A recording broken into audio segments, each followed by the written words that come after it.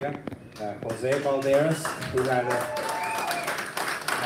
a very good fight, and then his brother, the U.S. Olympian Carlos Valderas. So you guys fought a great fight. They were not easy styles, but you certainly knew how to handle them. And beautiful body shots there, Carlos. Wow. Always, you know, every fight you show some new weapons, which is really beautiful. So it's nice for all of us to see you progress, and I'm sure become the world champion you will be, and the same, of course, is for you, Rudy. Well done, guys. Any questions? We had a great attendance. I don't know if it was already mentioned, 12,505 people, right? Does that, by the way, include the suites or not? That's basically people coming through the doors, right? So 12,505. I think it was a great atmosphere. These fans here in LA, they certainly know how to cheer on their fighters, and I can't wait for July the 29th, 28th rather, to be back here with Mikey Garcia and Robert Easter. I think we're going to have another packed house, another sensational fight like the one we saw here tonight. I think LA boxing is back. World champions here in Los Angeles are performing. They know how to entertain the crowd, and I really don't think there's any other place in the country like Los Angeles who loves and supports the sport of boxing. And so it's a pleasure to continue to bring big fights here to the Staples Center. Any questions? Yeah.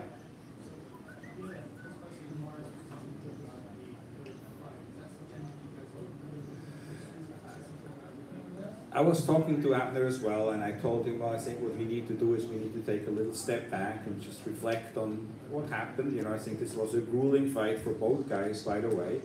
And you know, Leo went in the last couple of years through some very grueling fights as well. So I think we need to take a step back, and I think the fight, you know, I love to do big fights. I've always done that, and I will continue to do that. And I think, you know, right now, if you look at the division, in my opinion, the biggest fight to be made, the one I like to see the most as a fan, would be Leo and Gary Russell. I think that's the fight the fans want to see. So what I'm going to try to do is to see if it's possible to get that fight done. Right here at Staples Center. I really, man, if I could, I would do a fight once a month at Staples Center. But you know, it's such a busy venue, so we might have to settle for every other month.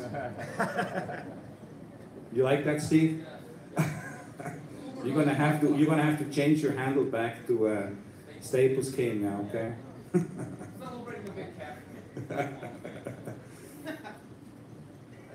Yes.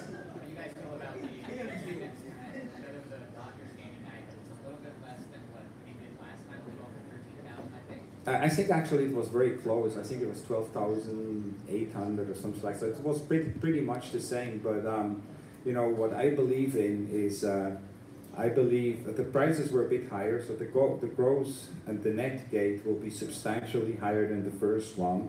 I'm not a big fan of comping tickets, so I really like to sell tickets, because it's a slippery slope. Once you start giving away large numbers of tickets, the next time people are going to expect it. But when you don't do it, then they know they're going to have to, if they want to go to the fight, they're going to have to buy. And so, so I'm very happy with the turnout. I'm extremely happy with the gate here. I'm sure it's going to be well over $1 million. And you know, you need to, you know, some people say, well, maybe the ring sides were a bit too expensive and so on. Well, okay, but you know, we have to show the world that we can generate big gates here in Los Angeles as well. Because if we can't, then the big fights won't come here. They will go to other places where they can generate big gates. So we have to really, you know, build up LA, not only as a fight town for smaller fights, but a fight town for the big fights. And by that, I need the help of all of you from the media, and I need the help from all the fight fans to support the fights and come out and buy tickets and not wait to see if they get comps. Because I can tell you, with Ringstar being a promoter, they'll be waiting for a long time. I do not believe, and I never did, whether it comes to tickets or whether it comes to TV as well. I believe, you know, you charge. The World Boxing Super Series in the 140-pound division seems set from reports today. Is there going to be American TV for that one? Yes. I'm not even ask me which one, and I'm not going to tell you. Because I can't. No, but there will be TV, and it's going to be a loaded tournament on the 140 and in the 118. So I can't wait. I mean, fingers crossed, there is an outside. I mean, you're going to have 2 or 3 world champions in each division, but there is an outside possibility to potentially have. And it's not guaranteed, so I just, again, as a fan, it would be unbelievable for both divisions to have all 4 world champions in it. I mean, man, that'd be amazing.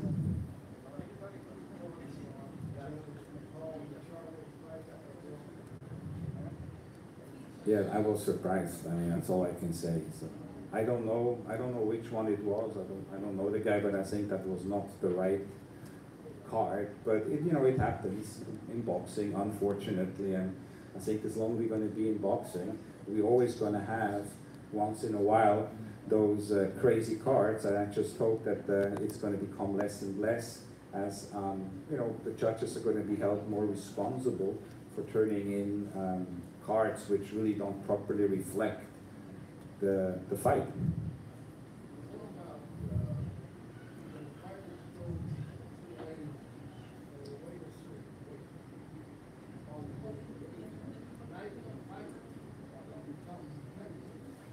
Yeah, that's a very good point, and I know Lance actually wrote a story about it, and I think some other reporters as well. They had this week a dehydration seminar organized by Andy Foster, who really is doing a hell of a job. He's the executive director of the California State Athletic Commission, and to change that, because there's some studies they made which shows that in some cases, a fighter gained like 20% or something like that, or over 20% in weight from the weigh-in to the night of the fight. I mean, that's dangerous. And that's got to stop. And all 4 heads of the sanctioning organizations were in Los Angeles earlier this week, and we're meeting with the commission, and I'm sure they're going to come up with the right protocol to avoid that. And maybe it's going to be a day off fight weigh-ins, and you can only add so much weight, and if not, there will be substantial penalties or fines and so on involved. But again, you have to sort of like put that in perspective as well, because if somebody gains more and the day of the fight, what are you going to do? Cancel the event? And people flew in and they bought tickets, and I mean, how fair is it to the other guy who didn't do anything wrong, let alone all the other guys who are on the card? So you have to do something about it, but you really have to reflect on it. What is the best way to go about it?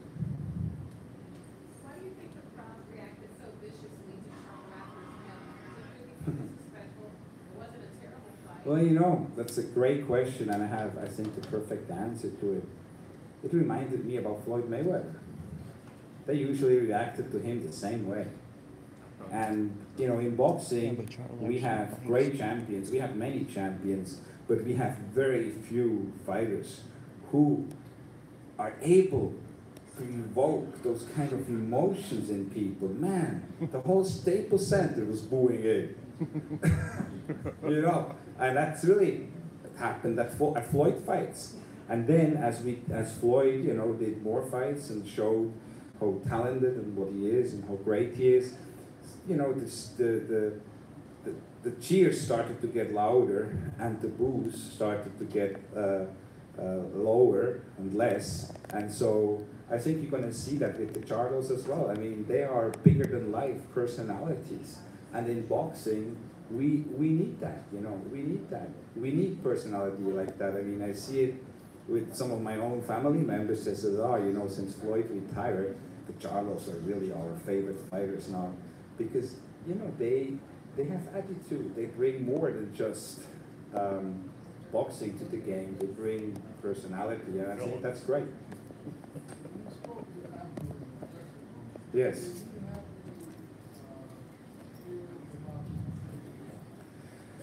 Well, you know, he didn't say, I mean, he didn't say like, I felt I won, you know. But, you know, you have to realize when you fight 12 hard rounds, and it was, you know, some great exchanges, that of course there's a level of disappointment there. And I think the biggest disappointment, one thing which he kept telling me in the locker room several times, his wife and his daughter were sitting there, and he kept telling me, look at my daughter, look at my daughter. And he really, that's the kind of guy he is. It really hurt him to see his daughter there in tears, you know. And I then pulled the daughter aside and had a nice talk with her.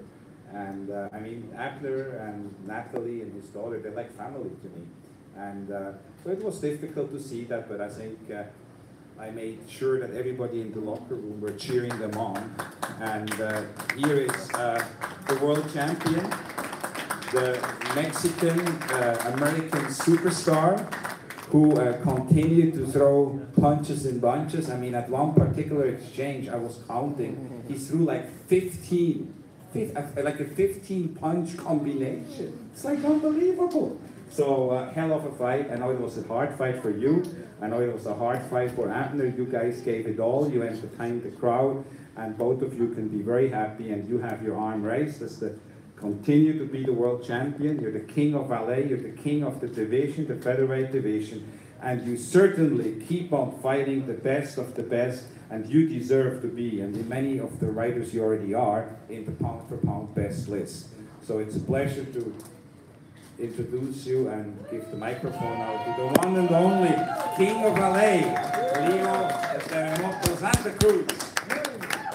Thank you guys for always supporting me and for saying all those nice words about me. You know, I always come here and give my heart out to give you guys a great fight and to do my best. So I'm really happy, glad that you guys like the fight, and I'm just happy. Thank you. Yeah, you know, Mares came out smarter, you know. He was more cautious. He was waiting for me, trying to counterpunch me and stuff like that. But like I said, I always have something for that. You know, my dad, he says that whatever style they bring, I have something in response. And that's what we did. You know, we had something in response for that style. And there were times that I didn't listen to my dad because I was trying to please the fans. But but I had to do it. Leo, Abner says he wants a third fight. Yeah. You're 2-0 now this round. You close this chapter. Well, you know, the people are the ones that decide. You know, if the people loved it, if they think that it was a close fight and that Mares could beat me, if they want it, I'll give them the third fight. But I think, you know, I've already beat him twice. But like I said, I'll give him the third fight if the people want it. Yeah, you know, like I said, my dad was a real champion, you know. Coming into this fight, he was doing really good and everything. And then, but then the day of the weigh and everything, he got really bad. He barely made it to the weigh-in. He had really cramps right here in the back. He couldn't really move, and I was worried. I don't know if you guys could notice, but I was you could see that I was kind of worried because my dad was doing really bad. And he had to go to the room, and he stood there all day. He didn't want to show it or nothing, but I knew that there was something wrong with him, but I was scared that he wasn't going to be in my corner. But thank God, you know, he's a hard man, tough man, and he went there to my corner. He was there. We told him not to go, but you know, he's hard, so that's why he's a real champion, and I dedicate this fight to him.